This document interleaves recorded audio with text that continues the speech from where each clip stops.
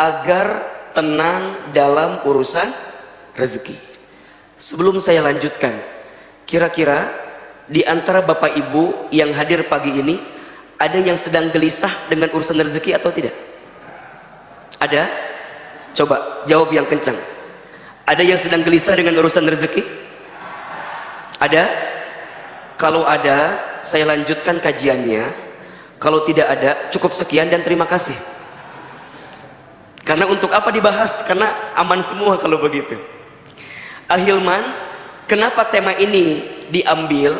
Salah satu alasannya karena di tengah kondisi seperti ini banyak orang yang gelisah dengan urusan rezeki. Betul apa betul?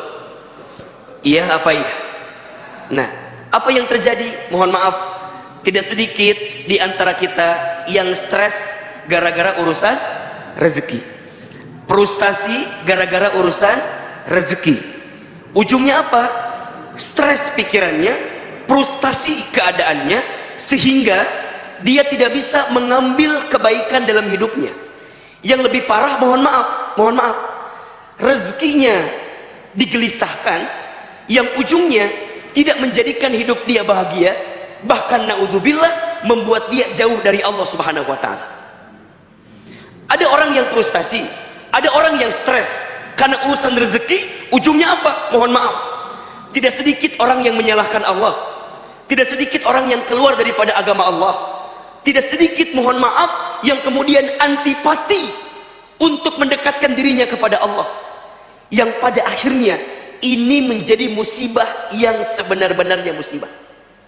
Jadi kalau ada di antara ayah bunda, bapak ibu yang bertanya, Ustadz Hilman, apa musibah yang sebenar-benarnya musibah? Musibah yang sebenar-benarnya musibah adalah saat kita ditimpa ujian, dengan ujian itu semakin menjauhkan kita dari Allah Subhanahu wa Ta'ala. Itulah musibah yang sebenarnya. Makanya kalau ada di antara kita, mohon maaf ya, diberikan ujian, diberikan masalah, tapi dengan ujian itu, dengan masalah itu malah semakin membuat kita jauh dari Allah, maka sungguh itulah musibah yang paling besar dalam kehidupan kita. Karena seharusnya, ini rumusnya, seharusnya kalau ada seseorang yang diberikan ujian, diberikan masalah, dengan ujian dan masalah itu semakin membuat dia dekat dengan Allah, maka disitulah anugerah yang sebenarnya. Termasuk dengan urusan rezeki. Kalau ada yang diuji pada bab urusan rezeki, ketika ujian itu datang malah menjadikan kita jauh dari Allah, lalai kepada Allah, lupa kepada Allah, maka sungguh itulah masalah yang paling besar dalam kehidupan kita. Maka insya Allah di pagi hari ini kita coba akan bahas secara lebih sederhana apa yang harus kita pahami tentang rezeki, sehingga kita bisa lebih tenang dalam urusan rezeki. Sampai di sini jelas atau tidak? Jelas? Baik. Tolong catat.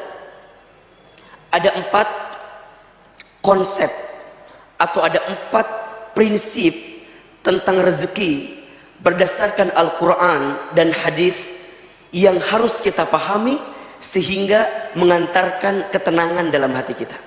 Ada berapa? Ada berapa? Ada 4. Kita percepat. 1, rezeki itu sudah dijamin.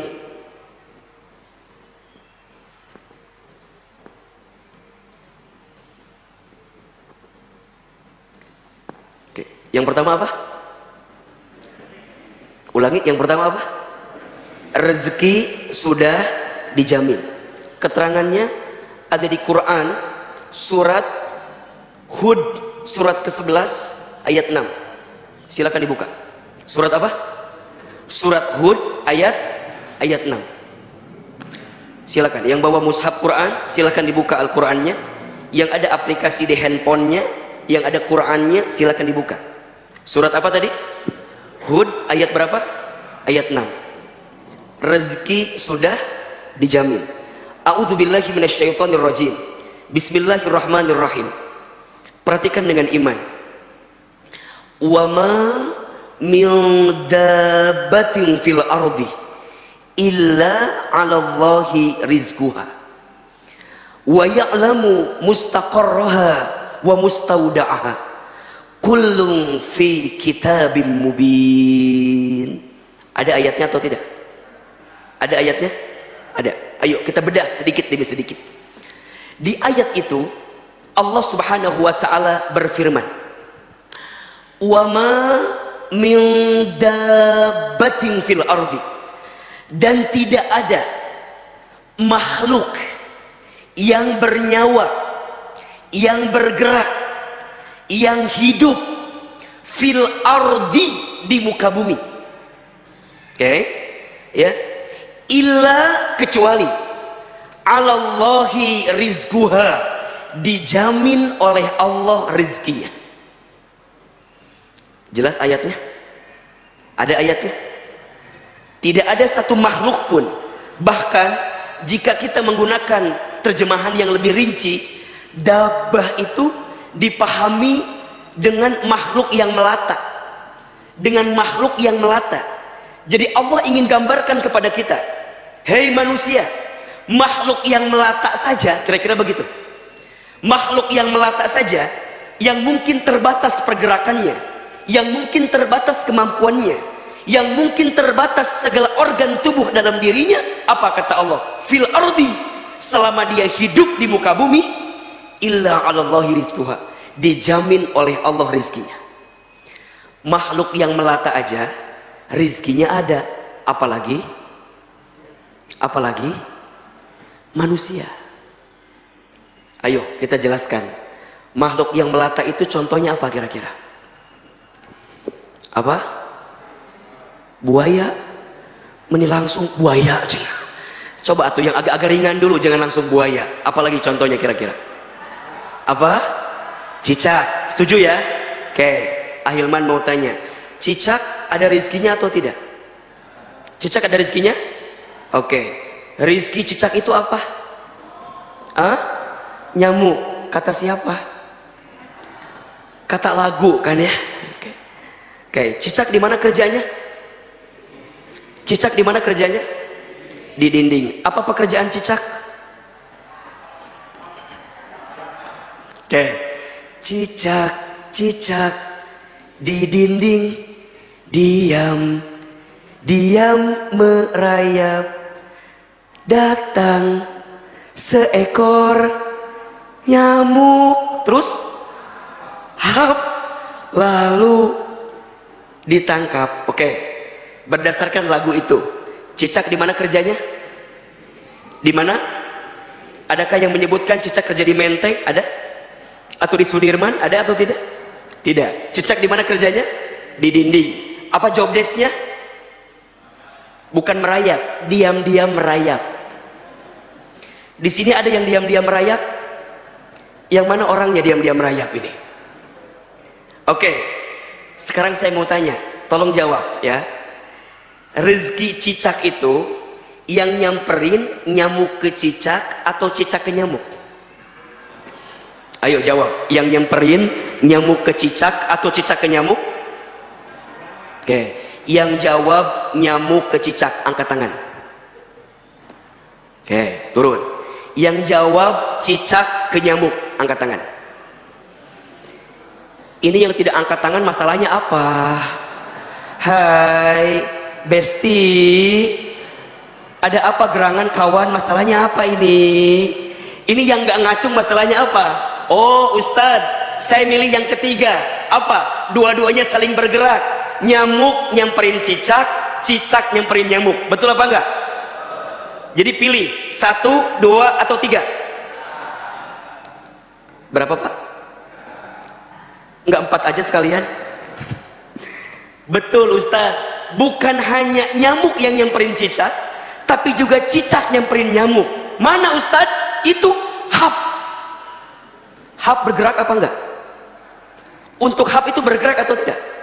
Sekarang saya tanya lagi, pertanyaannya sekarang, Bapak Ibu tahu tidak berapa kali hap yang dibutuhkan oleh cicak untuk mendapatkan satu nyamuk? Ayo. Berapa kali hap yang dibutuhkan oleh cicak untuk mendapatkan satu nyamuk? Berapa? Ibu berapa? 3. Ibu yakin? Apakah ibu bagian daripada keluarga cicak? Begitu yakin menjawabnya 3 Ustaz. Baik, catat ya. Saya pernah baca penelitian Pak. Ternyata cicak itu kurang lebih setidaknya membutuhkan 92 kali hap untuk dapetin 1 nyamuk. Kalau nggak percaya nanti malam bergadang ya. Lihat bagaimana cicak, bener nggak 92 kali. Sekarang saya nanya, yang kedua pertanyaannya. Tadi cicak berapa kali butuh hapnya? Berapa kali? Simpenlah. Banyak, betul? 90 kali. Pertanyaan saya, mengapa cicak bisa konsisten melakukan gerakan diam-diam merayap dengan kondisi yang terbatas, bahkan kemudian dia hap sebanyak 90 kali lebih? Mengapa cicak bisa konsisten? Kalau bahasa kitanya, mengapa cicak bisa istiqomah? Gitu ya kira-kira ya. Untuk hap sebanyak 92 kali. Kenapa coba? Kenapa? Baik, ini kata kuncinya. Illa 'alallahi rizquha. Karena cicak yakin rizkinya dijamin sama siapa? Dijamin sama siapa? Pertanyaannya, cicak aja yakin. Halo?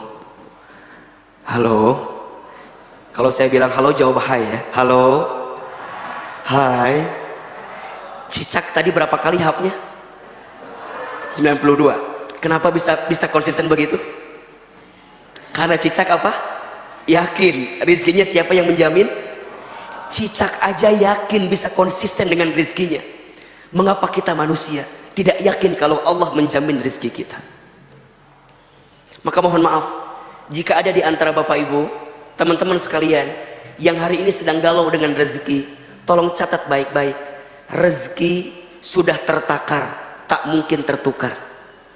Rezeki sudah tercatat, tak mungkin tersesat. Rezeki sudah dijamin, tak mungkin diambil orang lain. Catat status hari Senin itu. Hari apa? Hari Senin. Rezeki sudah tertakar, tak mungkin tertukar. Rezeki sudah tercatat, tak mungkin tersesat. Rezeki sudah dijamin, tak mungkin diambil orang lain. Berarti apa Ustaz? Illa 'alallahi rizquha. Yang menjamin rezeki kita siapa? Allah. Yang mengatur rezeki kita siapa? Allah. Yang menakar rezeki bagi kita siapa? Allah. Pertanyaannya, mengapa kita masih tidak yakin dengan rezeki kita? Berarti apa Ustaz? Selama kita hidup, kata kuncinya, selama kita hidup di muka bumi, maka selama itulah masih ada catatan rezeki untuk kita. Dan itu pun pula yang langsung disebutkan oleh Nabi SAW. Apa kata Nabi? Ya ayuhan nas, wahai manusia, inna ahadakum lan yamuta hatta yastakmila rizquhu. Sesungguhnya kamu sekalian tidak akan pernah mati, tidak akan pernah wafat, hatta yastakmila rizquha, sampai sempurna rizkinya. Itu siapa yang bilang? Siapa yang bilang? Rasulullah SAW. Kita tidak akan pernah wafat, tidak akan pernah mati sampai sempurna rizkinya. Fala tastabti'ur rizqa, maka jangan pernah berpikir rizkimu tidak ada. Kenapa? Karena selama engkau hidup, selama itulah Allah menjamin rizki untuk kita. Berarti mohon maaf, kalau hari ini kita masih bisa bernafas, masih ada rezeki atau tidak? Masih. Kalau hari ini kita masih bisa membuka mata, masih ada rezeki atau tidak? Masih. Maka tolong catat baik-baik ya, ayah, bunda, jamaah yang dirahmati Allah. Kalau pagi hari ini kita masih bisa bernafas, Allah masih berikan usia, kita masih bisa membuka mata, kita masih bisa menggerakkan diri kita, maka di saat yang bersamaan masih ada catatan rezeki untuk kita. Mohon maaf, jangan pernah berpikir rizkimu hilang, jangan pernah berpikir rizkimu tidak ada. Rizkimu ada, tapi hatimu yang seringkali sempit melihat rizki itu. Hidup ini mudah yang sulit pikiran kita. Rizki itu lapang, yang sempit hati kita. Hidup ini murah, yang mahal gengsi kita. Catat status hari Selasa itu ya. Maka ini yang pertama, Ahilman kuatkan kepada yang hadir hari ini. Konsep pertama yang langsung disampaikan oleh Allah dalam Al-Quran, rezeki sudah dijamin. Kalau rezeki sudah dijamin, berarti ada yang menjamin atau tidak? Ada. Maka jangan khawatirkan sesuatu yang sudah dijamin. Nah, ini konsepnya nih. Jangan mengkhawatirkan sesuatu yang sudah dijamin. Rizki itu sudah dijamin. Yang belum dijamin apa, Ahilman? Yang belum dijamin adalah rizki kita itu berkah atau tidak. Itu yang belum dijamin. Dengan rizki itu jadi amal soleh atau tidak, itu yang belum dijamin. Dengan rizki itu kita bersyukur atau tidak, itu yang belum dijamin. Sedangkan rizkinya sudah dijamin, tapi keberkahan rizkinya belum dijamin. Apakah rizki saya mengantarkan ke surga atau tidak ya Ustaz? Itu. Apakah rizki saya yang saya dapatkan bisa meningkatkan iman saya atau tidak ya Ustaz? Bisa menambah amal soleh saya atau tidak ya Ustaz? Bisa menambah kebaikan atau tidak ya Ustaz? Maka mohon maaf, jangan sibuk dengan berapa banyak rizkimu, tapi sibuklah seberapa berkah rizkimu. Karena itu yang menjadi ketenangan dalam kehidupan kita. Hanya konsep awalnya, kita harus meyakini dulu kalau rizki sudah dijamin. Oleh siapa? Oleh Allah. Maka nanti masuk konsep yang kedua. Apa? Konsep yang kedua itu, rezeki harus dijemput. Apa yang kedua? Rezeki harus dijemput. Ustadz, kan rezeki udah dijamin. Iya, tapi mohon maaf, walaupun rezeki sudah dijamin, tetap kita diperintahkan untuk menjemput rezeki itu. Jadi menjemput rezeki ini perintah siapa? Perintah siapa? Perintah Allah. Kenapa di sini Ahilman menyampaikan kalimatnya dijemput, bukan dicari? Sekarang saya mau tanya, dijemput dengan dicari beda atau sama? Beda. Di mana bedanya? Biar cepat jawab aja, di situ gitu ya. Di mana bedanya? Di situ. Ahilman, apa bedanya dijemput dengan dicari? Kalau dijemput itu sudah ada. Kalau dicari belum tentu ada. Konsepnya rizki sudah ada, betul? Tinggal tugas kita apa? Menjemput rezeki itu. Nah sekarang pertanyaannya, kalau ada orang yang tahu rizkinya ada, tapi mohon maaf, dia tidak bisa mendapatkan rizki itu, kira-kira yang salah apa? Yang salah apa? Yang salah rizkinya atau cara menjemputnya? Saya ulangi, Bapak tahu ada orang di situ, misalnya Ustadz tahu ada orang janjian di daerah kita nih, Bandar Wijaya. Oke, Ustadz tahu di situ tempatnya, tapi saya malah ambil jurusan ke Bekasi. Nyambung apa enggak? Ketemu apa enggak? Enggak kan? Berarti yang salah orang yang saya mau jemput atau salah saya yang menjemputnya? Salah saya yang menjemputnya kan? Rizki itu ada, cuman mungkin kita cara menjemputnya yang nggak pas. Mungkin salah angkotnya, mungkin salah busnya, mungkin salah jurusannya, mungkin salah caranya, sehingga tidak mengantarkan kebaikan pada rizki itu. Nah, ketika bicara dijemput, nah ini. Jemput rizki itu ada dua. Satu, ada menjemput rezeki dengan ikhtiar, namanya ikhtiar bumi. Ikhtiar apa? Ikhtiar bumi. Yang kedua, ada menjemput rezeki dengan ikhtiar langit. Ulangi, ikhtiar menjemput rezeki ada berapa? Ada dua. Satu ikhtiar apa? Ikhtiar bumi. Dua ikhtiar apa? Ikhtiar langit. Oke. Berarti sekarang saya tanya begini, bekerja itu harus atau tidak? Tolong jawab. Bekerja itu harus atau tidak? Wajib atau tidak? Usaha itu wajib atau tidak? Wajib. Kalau ada yang berdagang, kemudian itu usahanya, jadi wajib atau tidak? Jadi wajib. Usaha itu wajib, ikhtiar itu wajib, kita bekerja itu wajib. Karena itu perintah dari siapa? Perintah dari Allah. Maka mohon maaf, kalau ada yang bilang gini, Ustadz, kenapa kita harus bekerja? Kan rezeki udah dijamin. Kan kadang-kadang ada yang nanya begitu. Ya, iya apa enggak? Ada yang nanya, Ustadz, kan rezeki udah dijamin katanya, terus ngapain kita kerja? Gitu kan? Sekarang apa jawabannya? Halo? Halo? Halo? Katanya rezeki sudah dijamin, terus ngapain kita bekerja? Apa jawabannya? Karena apa?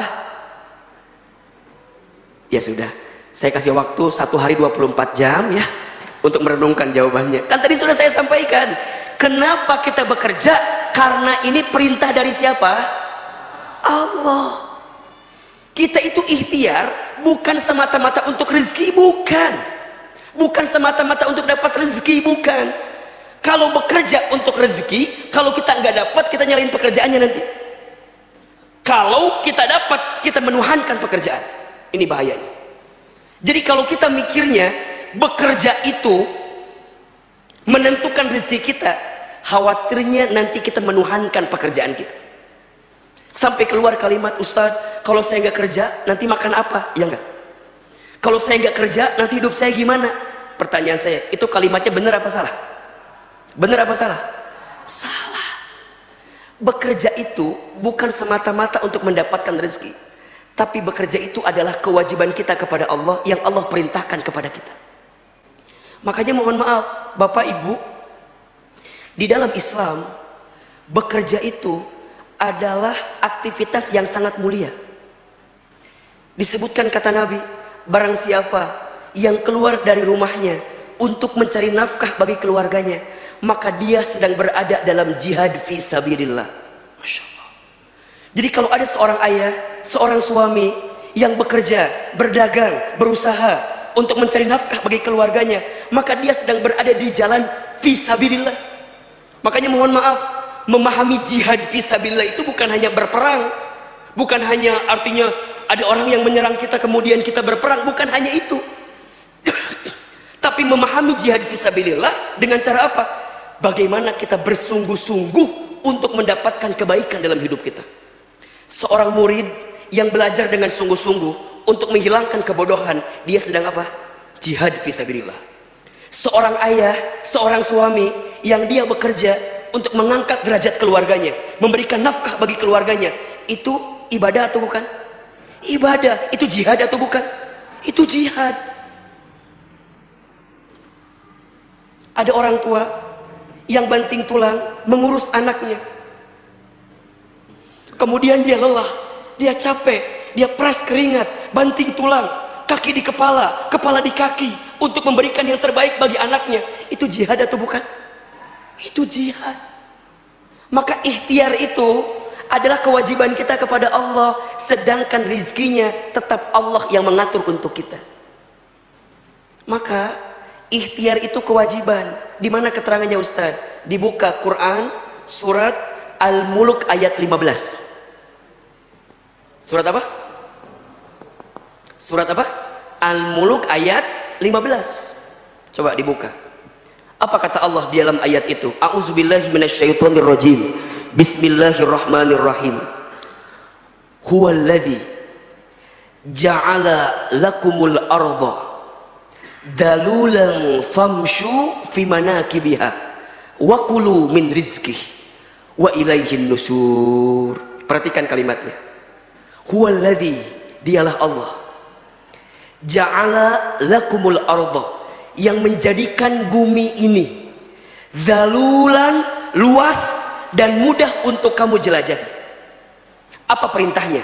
Famshu fi manakibiha, maka berjalanlah di muka bumi. Ada atau tidak? Ada.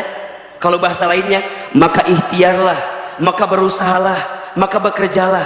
Kemudian apa? Wakulu min rizki, dan makanlah sebagian yang Allah rizkikan kepada kamu sekalian. Perhatikan ayat ini.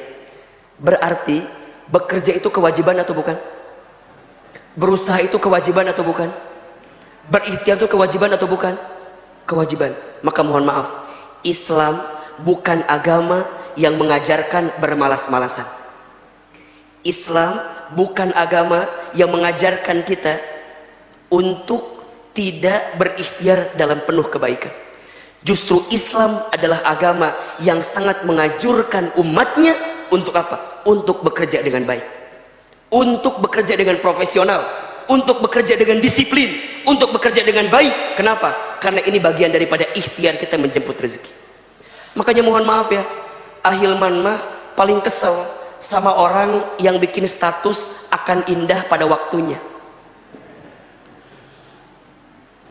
Kerja nggak mau, bisnis nggak mau, silaturahmi nggak mau, datang ke pertemuan-pertemuan bisnis nggak mau, suruh dagang nggak mau, malam tidur, pagi-pagi bikin status. Apa tulisannya?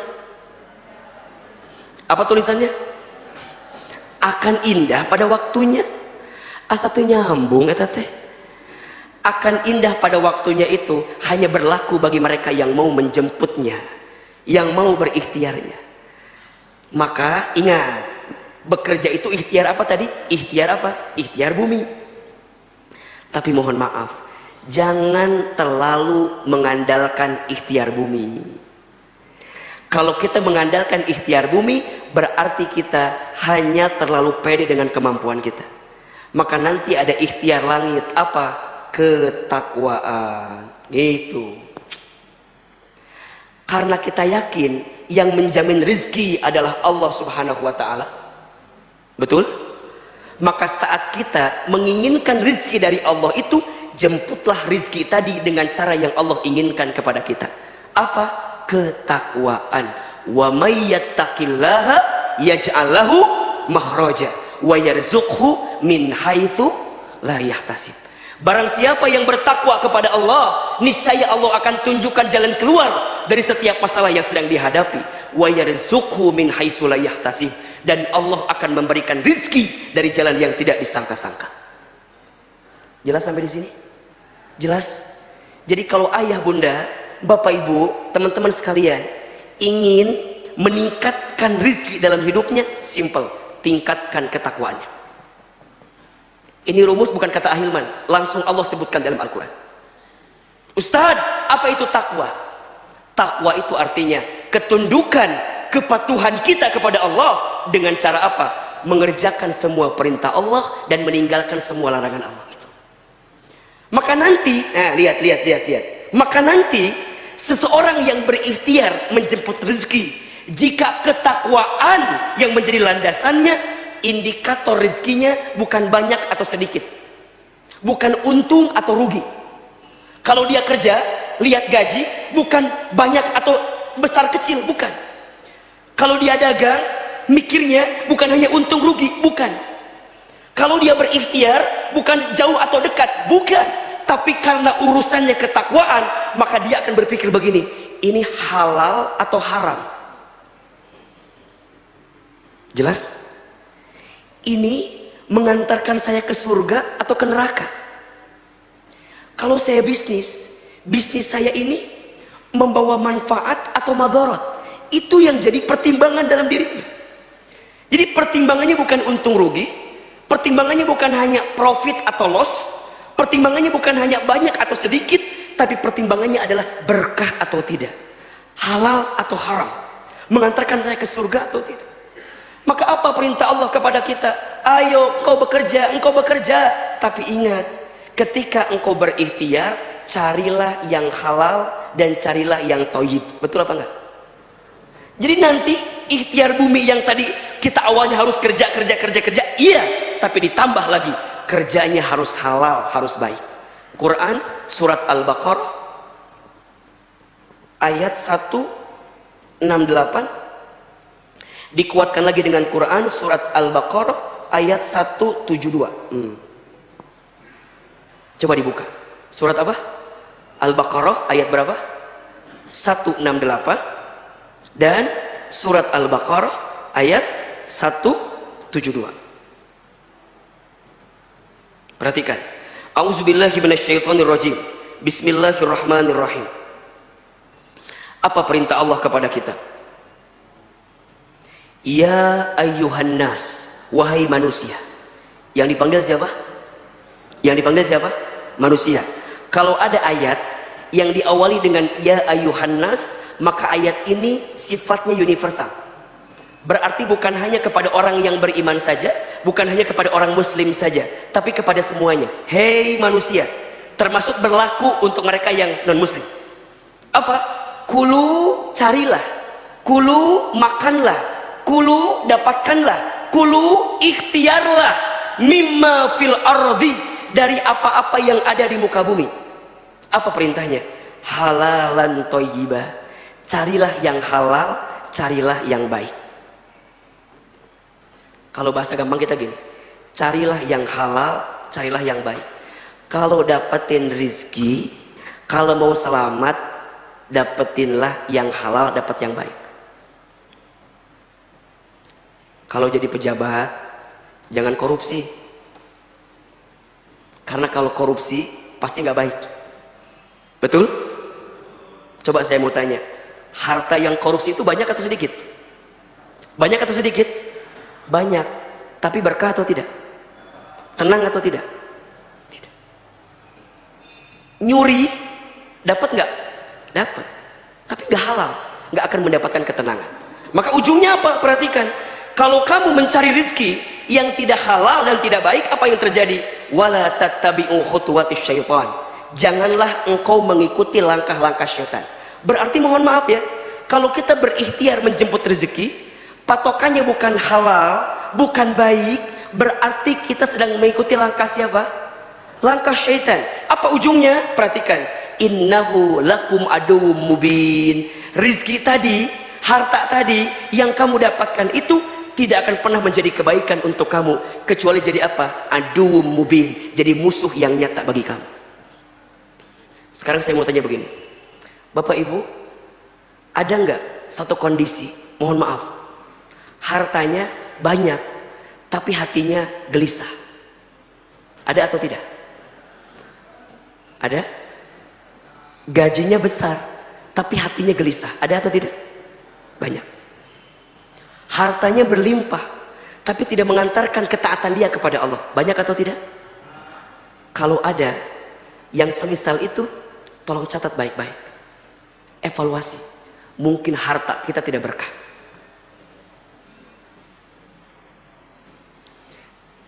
Maka patokannya bukan seberapa banyaknya, bukan seberapa besarnya, tapi seberapa besar keberkahan dalam diri kita yang bisa kita dapatkan. Karena perintahnya apa? Halalan thayyibah. Ini siapapun, siapapun, bukan hanya orang Islam ya. Kalau kita mau tenang, kalau kita mau bahagia, kalau kita mau mendapatkan kebaikan, maka carilah harta dengan halal, dengan baik, pasti tenang, pasti tenang. Tapi mohon maaf, perhatikan surat Al-Baqarah 172, levelnya naik, levelnya naik. Coba lihat, ketemu ayat? A'udzubillahi minasyaitonirrajim. Ya ayyuhalladzina amanu, wahai orang-orang yang beriman. Di ayat 172 yang disapa siapa? Yang disapa siapa? Orang beriman. Jadi kalau yang tadi yang disapa manusia, kalau yang ini yang disapa siapa? Orang beriman. Perhatikan kalimatnya, bagus sekali. Kulu min thayyibati ma razaqnakum. Wahai orang yang beriman, carilah, makanlah dengan apa-apa yang Allah berikan kepada kamu, min thayyibati, dari yang baik-baik saja. Menariknya, di ayat 168 ada kalimat halal, di ayat 172 halalnya dihilangkan, langsung masuk kalimat thayyib. Di ayat sebelumnya kalimat thayyibnya bentuknya mufrad, bentuknya tunggal. Di ayat 172 bentuknya jamak, thayyibat. Betul? Betul? Pertanyaannya, mengapa di ayat 172 kalimat halalnya dihilangkan?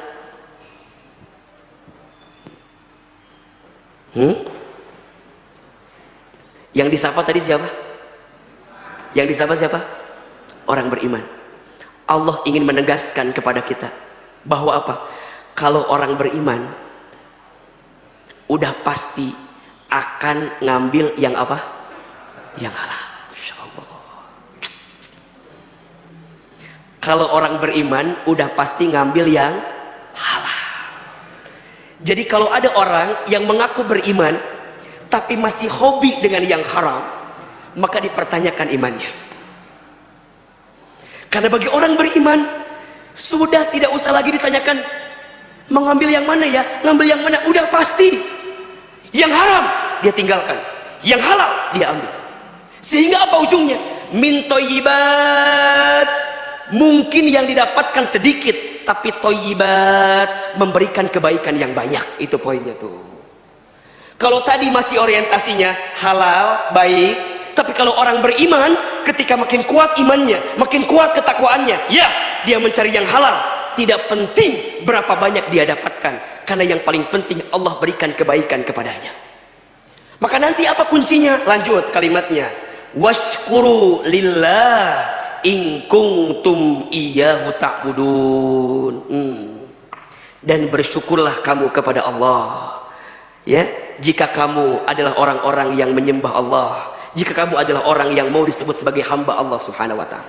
Jadi saya mau tanya, bagi orang beriman ada yang kurang atau tidak? Bagi orang yang beriman ada yang kurang atau tidak? Halo, ada atau tidak?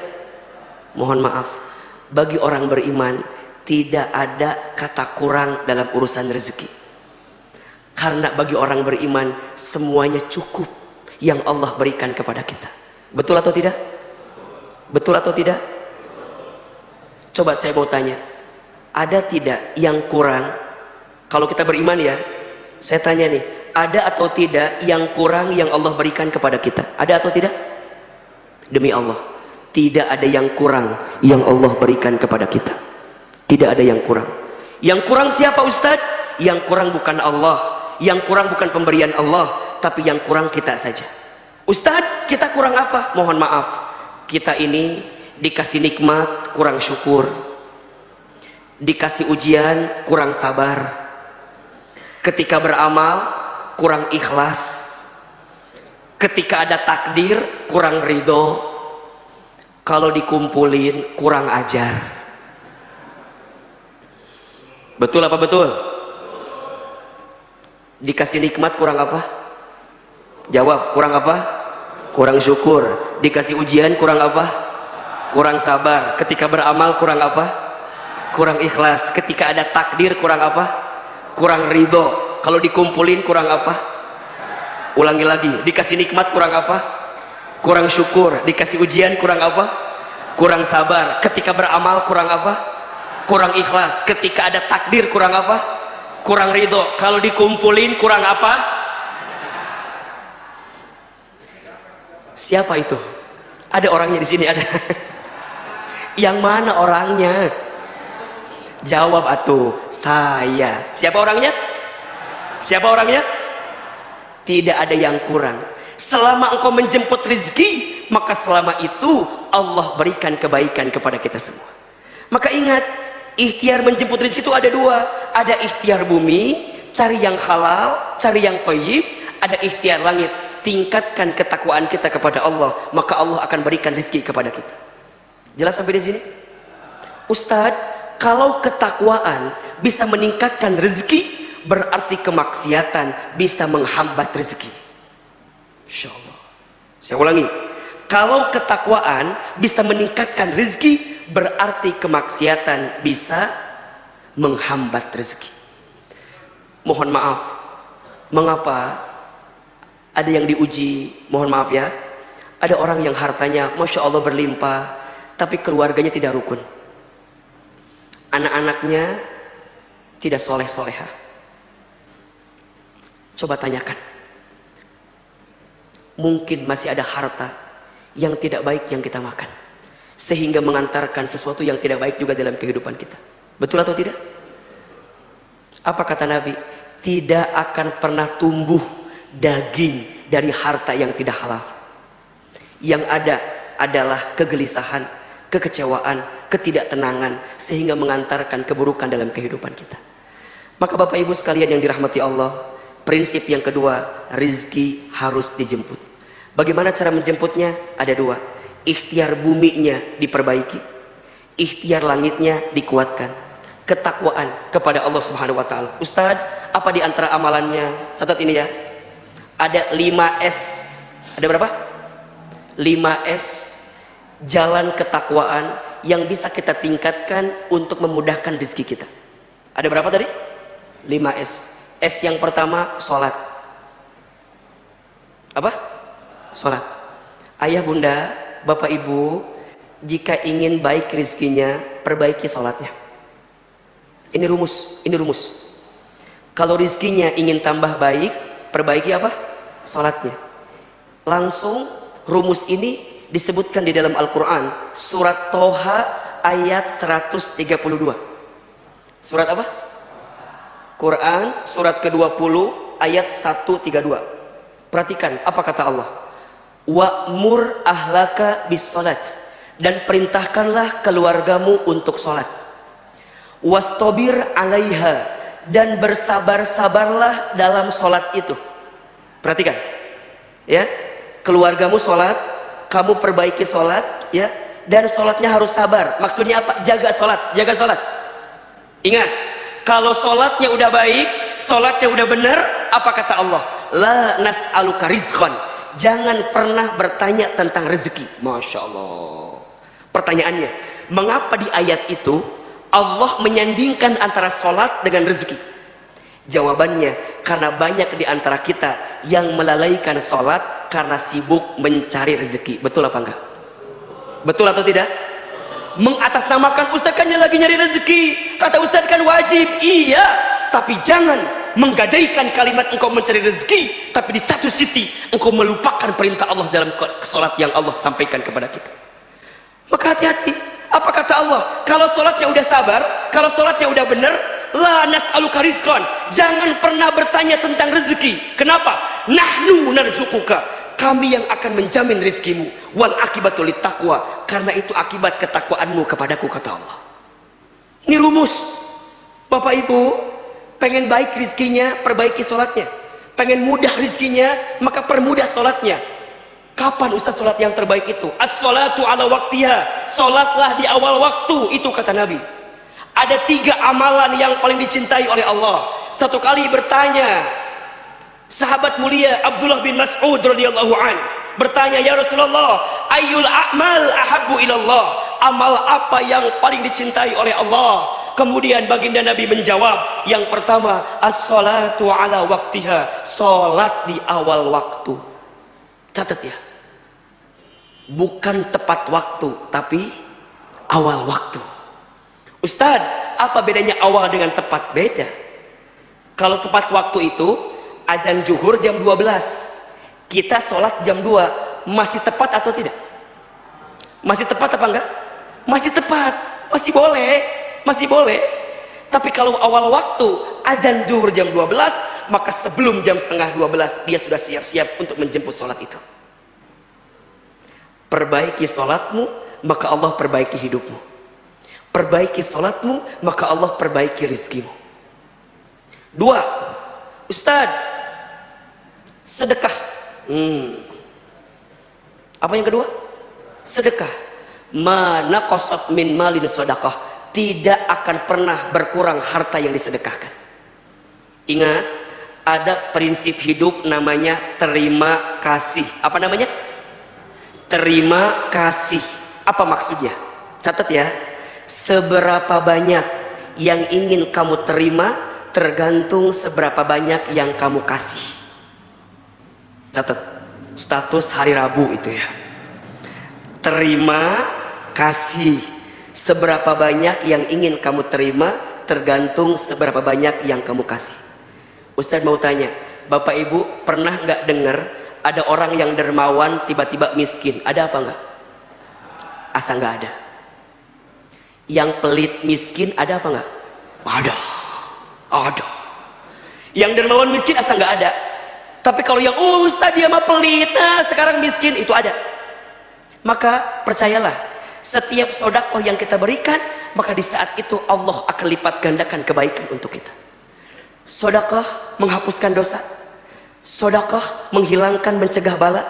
Sedekah mengangkat kemuliaan. Sedekah memudahkan urusan. Dan sedekah melancarkan setiap permintaan kita. Ini teman-teman milenial, ada yang belum nikah gak? Ada yang belum nikah? Yang mana orangnya? Antum kemana aja? Ini yang belum nikah nih, ayo, bentar lagi Ramadan. Emang nggak malu ditanya mulu kapan nikah pas Ramadan? Ayo, nggak enak sama yang lain. Berakit-rakit ke hulu, berenang-renang ke tepian. Yang lain sudah pada ke penghulu, kok kamu masih buka sahur sendirian? Nah, ayo. Nih, yang lebih pusing urusan jodoh, ayo jemput dengan cara apa? Sedekah. Naikin lagi levelnya, Ustadz. S yang ketiga apa? Silaturahmi. Apa? Silaturahmi. Jangan diem-diem baik, apa? Kata orang tua dulu, banyak teman, banyak rezeki, betul nggak? Banyak relasi, banyak rezeki, betul? Ternyata orang tua kita bilang bukan dari dia, tapi langsung dari Nabi SAW. Apa kata Nabi? Man ahabba an yubsata lahu fi rizkihi wa yunsa'alahu fi atharihi falyasil rahimahu. Barang siapa yang mau dilapangkan rezekinya, dipanjangkan umurnya, maka sambungkan silaturahmi. Insyaallah. Yang keempat, saum, puasa. Puasa menahan al-imsak, menahan dirimu untuk tidak melakukan sesuatu yang buruk, betul? Maka perbanyak puasa. Allah mudahkan rezeki bagi kita. Dan yang terakhir, ini levelnya nih. Ya, S-nya adalah selamat, santun dalam bersikap. Maksudnya apa, Ustadz? Dia punya akhlak yang baik dalam kehidupan. Inna rahmatallah qaribun minal muhsinin. Sesungguhnya rahmat kasih sayang Allah itu sangat dekat dengan orang yang senantiasa berbuat baik. Kalau kita ingin mendapatkan kebaikan, jadilah orang baik. Khususnya, catat ya, khususnya kalau kita masih punya orang tua, muliakan orang tua kita.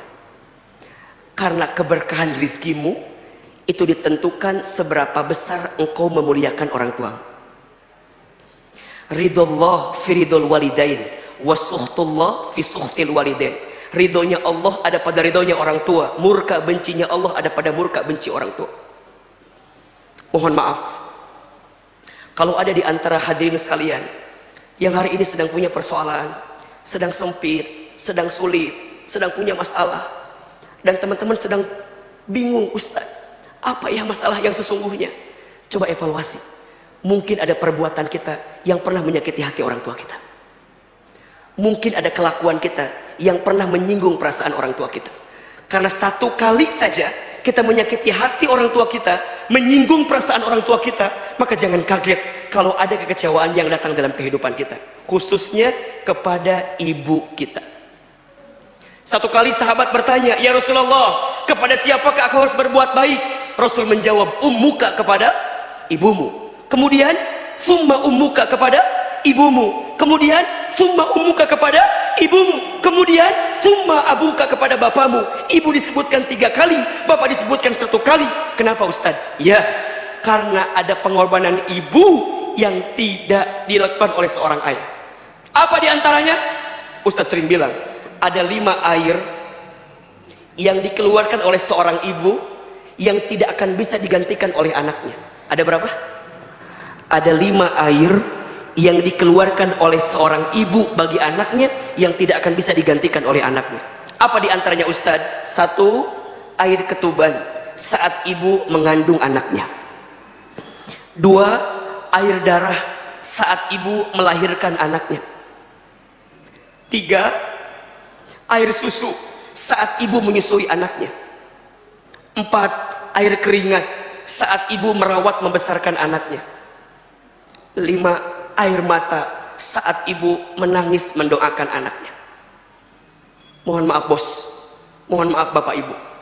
Boleh jadi hari ini kita sukses, hari ini kita hebat, bukan karena hebatnya kita, tapi karena hebatnya doa orang tua kita, karena hebatnya doa ibu kita.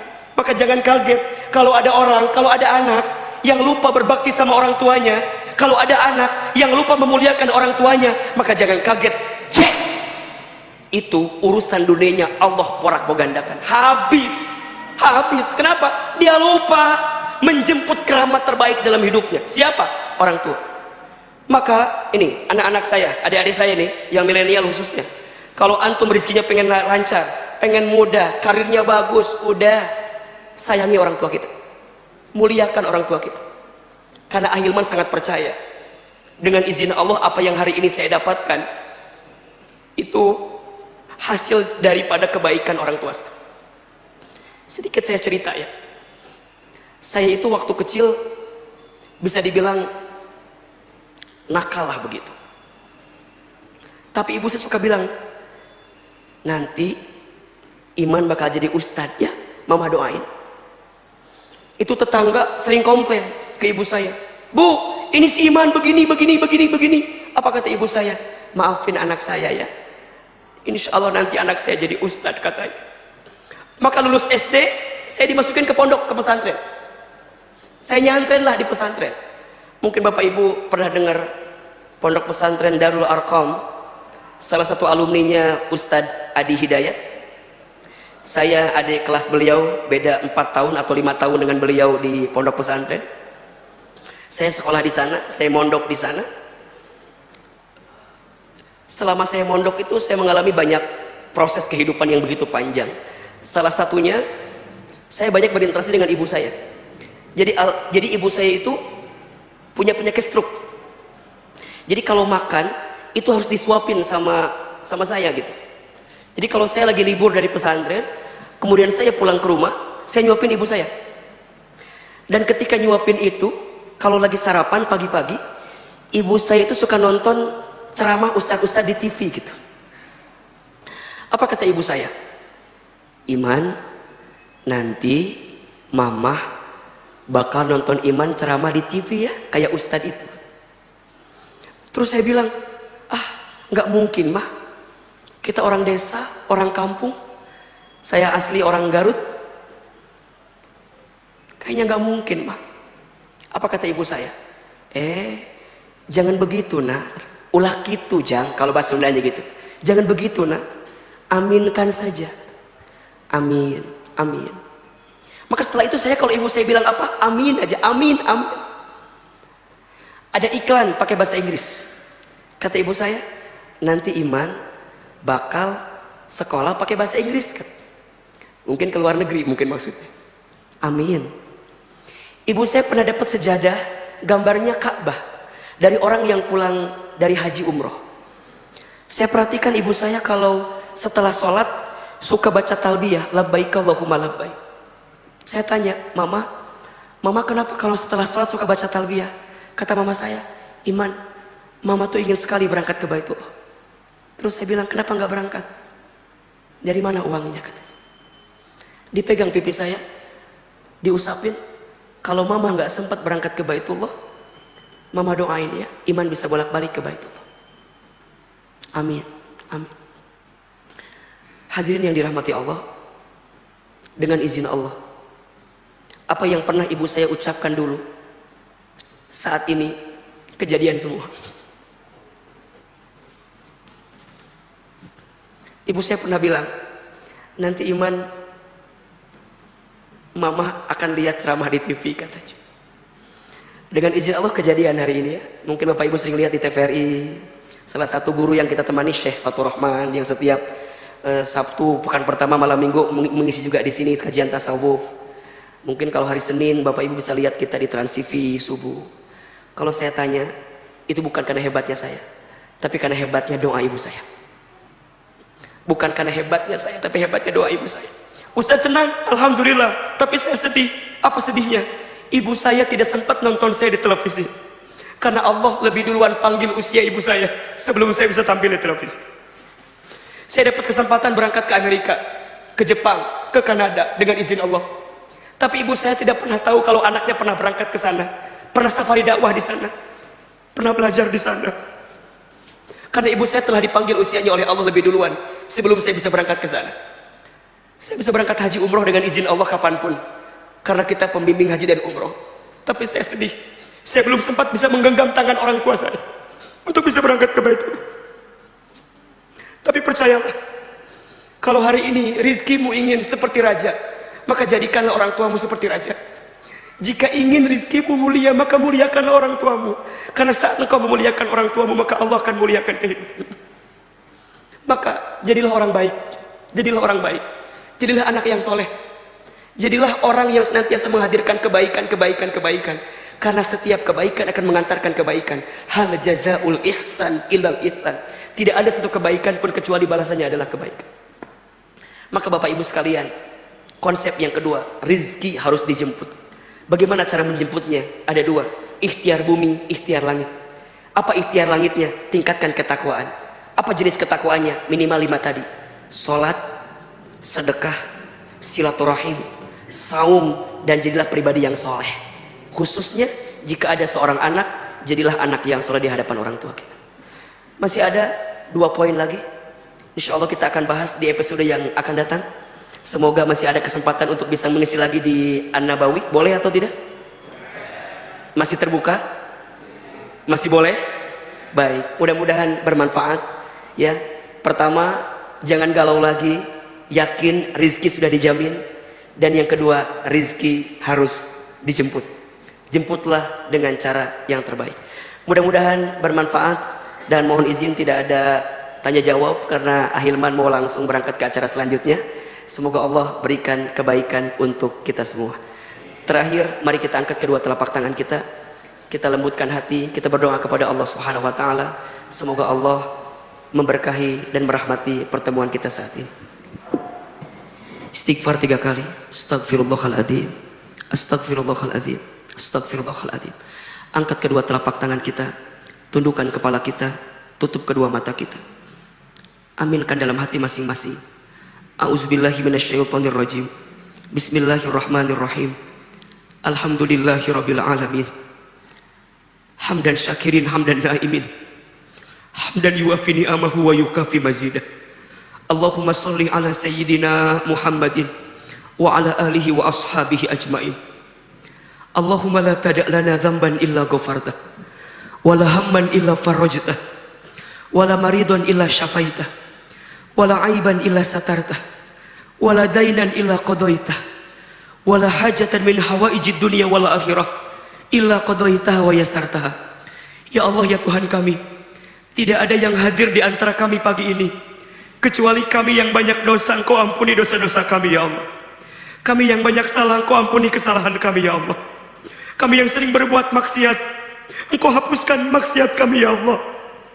Ya Allah ya Rabbana, berikan kepada kami kesempatan bertobat sebelum kami wafat. Perbaiki diri kami ya Allah sebelum kami kembali kepadamu ya Rabbal Alamin. Ya Allah ya Rabbana, ampuni setiap anggota tubuh kami jika pernah berbuat kesalahan di hadapan-Mu. Begitupun dengan sikap kami. Ampuni ya Allah jika ada di antara kami yang pernah durhaka kepada orang tuanya. Ampuni kami ya Allah jika di antara kami ada yang pernah menyakiti hati orang tuanya. Ampuni kami ya Allah jika di antara kami ada yang pernah menyinggung perasaan orang tuanya. Ya Allah, jangan golongkan kami menjadi anak yang durhaka ya Allah. Ya Allah, ampuni dosa orang tua kami ya Allah. Ampuni dosa ayah ibu kami ya Allah. Jika orang tua kami masih hidup, panjangkan umurnya ya Allah. Sehat afiatkan tubuhnya ya Allah. Bahagiakan hari-hari tuanya ya Allah. Dan mampukan kami memuliakan orang tua kami ya Allah. Namun jika orang tua kami sudah wafat, kami mohon ya Allah, lapangkan alam kuburnya. Terima iman Islamnya. Ampuni dosa-dosanya. Dan kumpulkan kami bersama orang tua kami nanti di surgamu ya Allah. Ya Allah ya Rabbana, kami yang sedang gelisah hatinya, Engkau tenangkan ya Allah. Kami yang sedang punya masalah, Engkau angkat masalah kami ya Allah. Tunjukkan jalan keluar terbaik atas setiap masalah kami ya Allah. Kami yang sedang susah, Engkau mudahkan ya Allah. Kami yang sedang sempit, Engkau lapangkan ya Allah. Kami yang sedang sakit Engkau sembuhkan ya Allah. Kami yang sedang punya hajat Engkau kabulkan hajat-hajat kami ya Allah. Hasbunallah wa ni'mal wakil, ni'mal maula wa ni'man nasir. Ya Allah, karuniakan kepada kami ilmu yang bermanfaat, karuniakan kepada kami rezeki yang berkah, karuniakan kepada kami ya Allah umur yang kami isi dalam ketaatan ya Allah. Allahumma inna nas'aluka ilman nafi'an wa rizqan wasi'an halalan thayyiban wa amalan mutaqabbala. Allahumma kfina bihalalika an haramika wa aghnina bifadlika amman siwaka. Ya Allah, cukupkan kami dengan yang halal dan jauhkan kami daripada yang haram. Ya Allah, kayakan kami dengan karuniamu daripada kami bergantung kepada selainmu. Allahumma a'inna ala zikrika wa syukrika wa husni ibadatika. Ya Allah, tolong kami agar kami senantiasa berzikir kepadamu, bersyukur kepadamu, dan memperbaiki ibadah kami kepadamu. Rabbana zalamna anfusana wa illam taghfir lana wa tarhamna lanakunanna minal khasirin. Rabbana ighfir lana wa liwalidina warhamhum kama rabbawna shighara. Rabbana taqabbal minna innaka antas samiul alim wa tub alaina innaka antat tawwabur rahim. Allahumma barik lana fi rajaba wa sya'bana wa balighna Ramadan. Ya Allah, berkahi kami di bulan Rajab, berkahi kami di bulan Sya'ban, dan sampaikan kami untuk berjumpa dengan Ramadan. Rabbana atina fid dunya hasanah wa fil akhirati hasanatan wa qina adzabannar. Subhana rabbika rabbil izzati amma yasifun wa salamun alal mursalin walhamdulillahi rabbil alamin. Amin amin ya rabbal alamin. Silahkan bermaafan kiri dan kanannya, bersalaman. Mohon maaf lahir dan batin. Yang benar semua dari Allah, yang salah dari Al-Fakir yang banyak kesalahan dan kehilafannya. Wabillahi taufik wal hidayah. Wassalamualaikum warahmatullahi wabarakatuh.